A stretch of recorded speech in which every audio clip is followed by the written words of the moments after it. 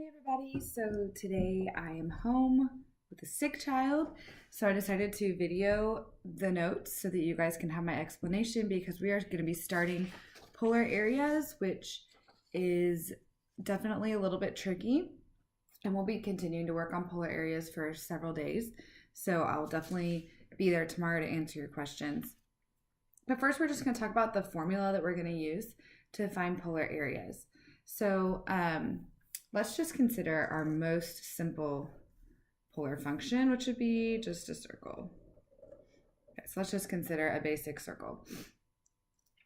And let's say I wanted to find the area of a sector of that circle. So a sector is just like a slice of a circle. So the formula for area of a sector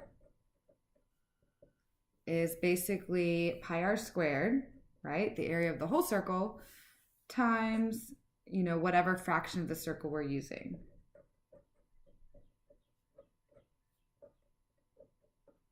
Okay, or times the percentage of the circle that we have. So if we want to know the area of, an eighth of the circle, then we would multiply the pi r squared by 1/8.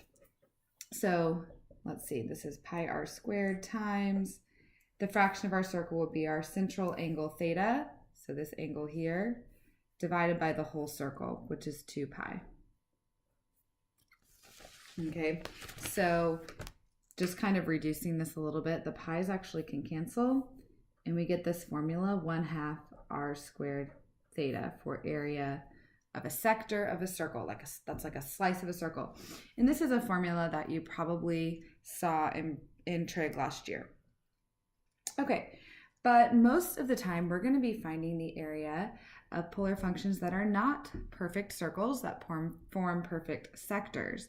So what we're going to do is for any polar function,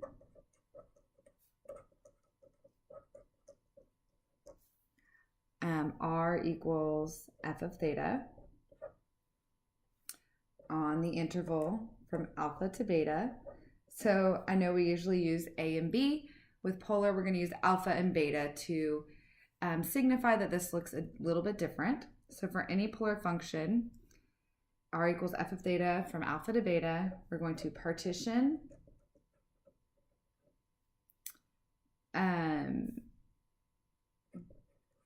the area into equal subintervals.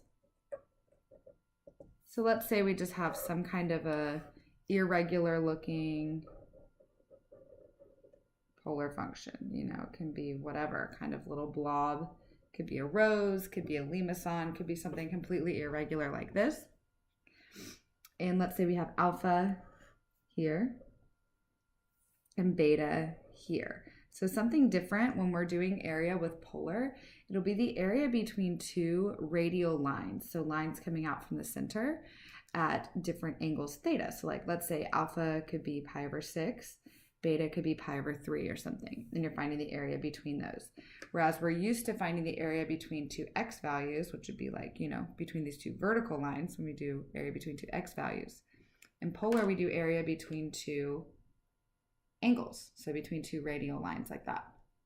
So that's one thing to kind of get used to. So let's say we're trying to find this area here, right? So what we're going to do is we're going to partition this into some subintervals because this obviously is not a perfect sector, right? This top is not perfectly, circular. It has some weird curves to it. So let's say we split this up into some smaller subintervals. So each of these subintervals is closer to being a perfect sector than the big piece was, right? So the idea is that if we took infinitely many of these little subintervals and added them up, they would be indistinguishable from perfect sectors, and then we could get the exact area. So it's really similar to the idea we did with the rectangular strips when we were doing area originally with just normal x's and y's. So let's say if we wanted to find the area of your kth sector, So let's say right here, this one. Okay, let's call this one K. So in there, the radius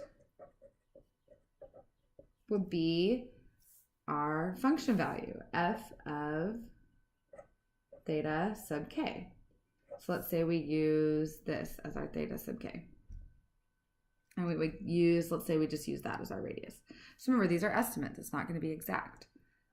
So our radius is f of theta k, and our central angle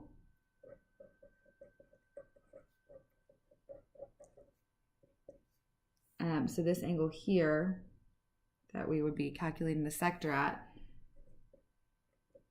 would be that change in theta, right? From this theta value to this theta value will be that central angle. So we're going to call that delta theta sub k.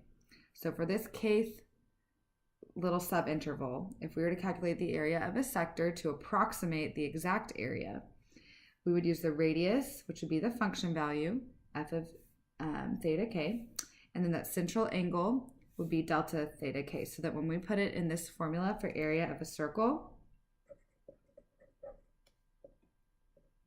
let's say approximately equal to, we would have 1/2. So instead of the radius, we're going to use f of theta k. And then instead of the theta, we're going to use our delta theta k. So this is the radius and the central angle.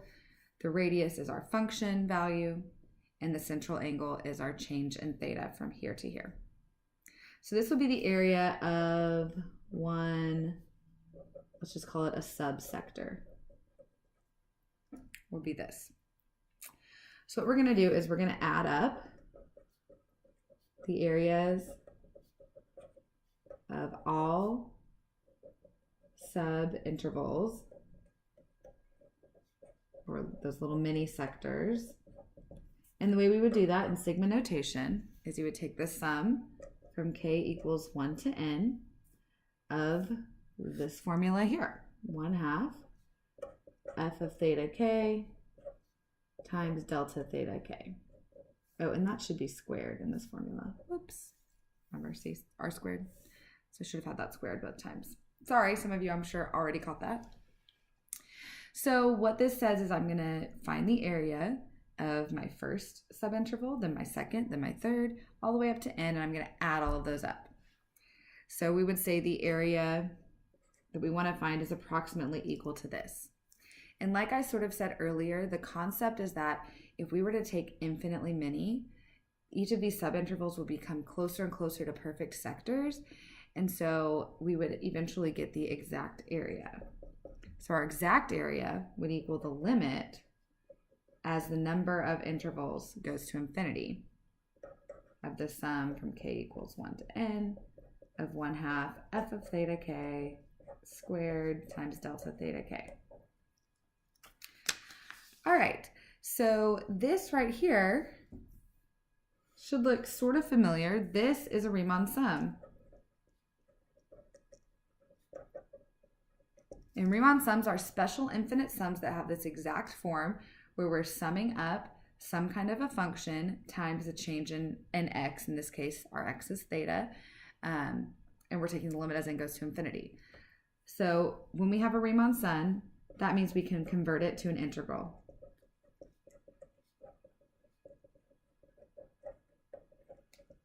So the way we would do that is here. Area equals, I'm just going to pull the 1/2 to the front, and then in place of the limit and the sum, that's where we put the integral sign. So it completely replaces the infinite limit of our, our infinite sum. And remember, we're going from alpha to beta, and instead of this theta k, I'm just going to use f of theta squared, because when we do infinitely many sectors, we're going to use every single theta value. And then instead of the delta theta, I'm going to do d theta. So this is our formula for area of a polar region. So this is, this gives the area bounded by the polar function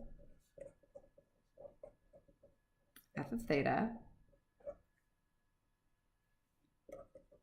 And your radial lines